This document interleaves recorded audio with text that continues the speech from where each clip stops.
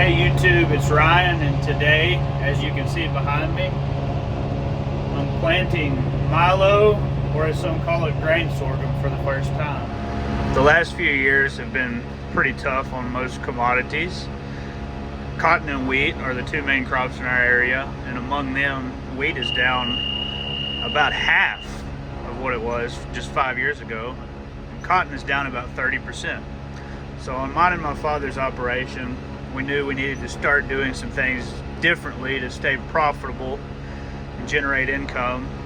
One of the things we did was graze some cattle on wheat, as you see in the distance. That's been going pretty well so far, I would say. And then as far as adding a new crop to the mix, after some discussion, we decided we would plant some milo or grain sorghum this year. Grain sorghum was never a major crop in our area, I would say, but there did used to be a decent amount grown if you go back into, say, the mid-2000s. And the main thing that drove most out of it was the prevalence of wild pigs in our area. They loved to get in the milo, hide, and eat it, and they were way more destructive on that than they are on cotton and wheat. It's still an issue to this day. All these fields that we're planting milo on, we're going to put an electric fence around. If that is successful and we continue to do more acres in the coming years, we've got a couple of farms that are rented that the landowners agreed a couple years ago to put a mesh fence around the whole farm to keep pigs out. So there's some potential there to grow milo within the coming years if it's successful. So our climate in this region of the Rolling Plains of Texas typically receives the most rain in May. That's pretty common when you go back historically. However, the last few years are even more extreme in that regard, to the extent of, I feel like close to 50% of the rainfall we get the entire year comes between the third week of April and the first and second week of June, and then it's pretty much dry the rest of the year. And all that rain we get in May normally doesn't help cotton or wheat, because you're trying to harvest wheat at that time. So if it continues to flood on it, it just sits there and rots before you can harvest it. And then cotton, that's about when you plant it, so it's either fixing to be planted or a tiny plant a couple of inches tall, so getting massive downpours on it is also no benefit. So I was looking for a crop that goes through the majority of its growth cycle during that May and June time period, and I looked into corn.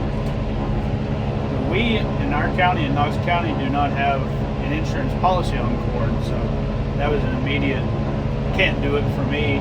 There was some corn grown around here years ago, but for the most part it only thrives and only does well if you have significantly below average temperature and above average rainfall. If you get a super hot and dry summer like we sometimes see around here, no matter how much you water the corn, it's not going to make it, it's going to burn up. So I ended up going with milo instead of corn. You still plant it about the same time this time of year, and the plant can typically take off, get a foot tall or more when all those massive rains come in May and June. It gets a lot of benefit out of that. You don't have to water it as much, and it's a lot cheaper to plant than cotton. I'm going to get out and we'll check the depth and look at the seed while we wait for this pivot to move out of the way the rest of the way. Let's dig in the dirt here and see what we got.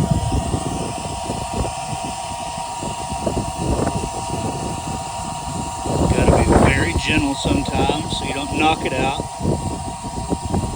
Got one right there where my index finger is. So yeah, some more coming up right there.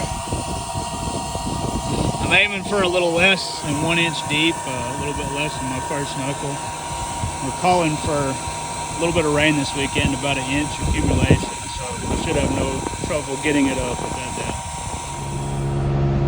That's all I have for y'all today. I'll send more videos later on in the year as the milo progresses. See how it does. See y'all.